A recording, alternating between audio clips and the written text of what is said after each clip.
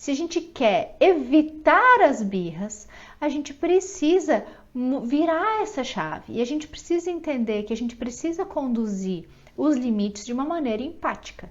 A gente precisa conduzir com limites e com afeto, porque dessa maneira eu vou cuidando para que esse copinho ele não transborde.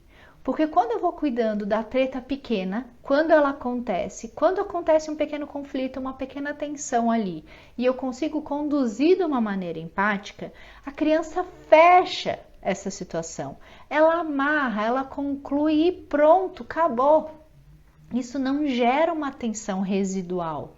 O que gera essa tensão residual é o conflito, é a frustração, é a treta que foi mal conduzida, ou que não ficou bem resolvida para a criança, onde não teve uma satisfação possível ou não teve um acolhimento eficiente dessa frustração.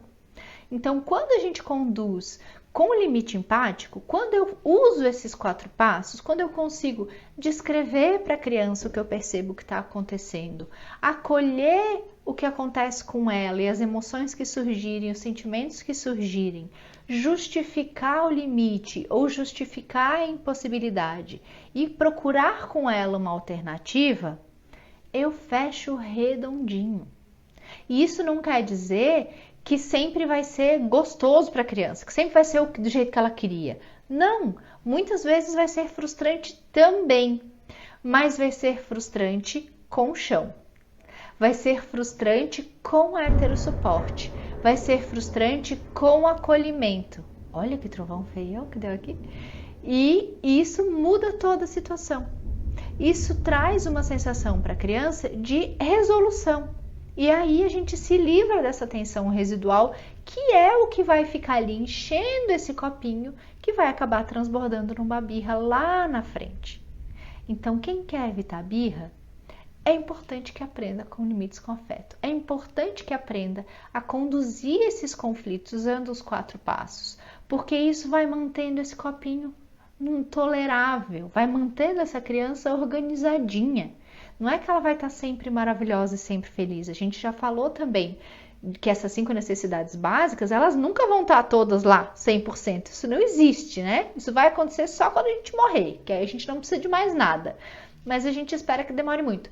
Então, enquanto isso não acontece, elas estão sempre num desequilíbrio dinâmico. A gente resolve uma coisa, outra aparece. A gente resolve outra, outra aparece. E assim vamos. O que a gente não pode, o que a gente tem que cuidar para que não aconteça, é que isso passe do limite que a criança consegue tolerar.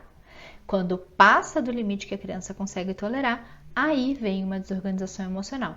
Aí vem uma birra e aí a gente vai ter que lidar com isso. Então, se a gente não quer chegar lá, o limite empático é uma boa ferramenta para a gente manter essa criança nesse desequilíbrio fluido, nesse lugar onde ela dá conta de lidar com essas frustrações, que ela dá conta de lidar com essas faltas, que ela dá conta de adiar um pouquinho uma necessidade ou outra, porque a gente está ali.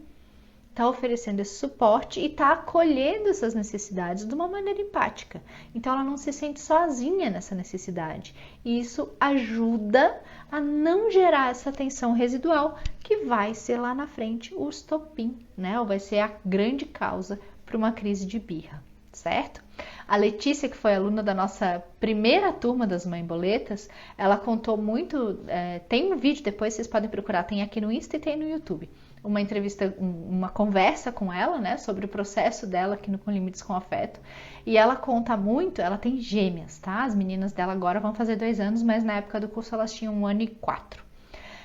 E ela conta muito, assim, de como mudou para ela quando ela conseguiu conduzir com o limite empático, porque primeiro, diminui muito, né, a frequência das birras e mudou muito, ela conta, para ela a maneira de conduzir, porque ela estava num lugar de mais tranquilidade, porque ela entendia o processo, ela sabia o que estava acontecendo com as meninas, ela sabia por que aquilo ali estava rolando, para que aquilo ali servia, então ela conseguia conduzir de um outro lugar, de um lugar de quem entende o processo e sabe exatamente o que precisa fazer ali.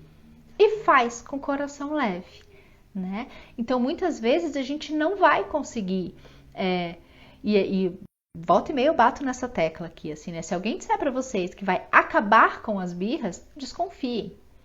Porque as birras, elas têm um papel fundamental no desenvolvimento. E não quer dizer que toda criança vai fazer birra dessa maneira estereotipada e esperneante. Mas a desorganização emocional faz parte da nossa vida.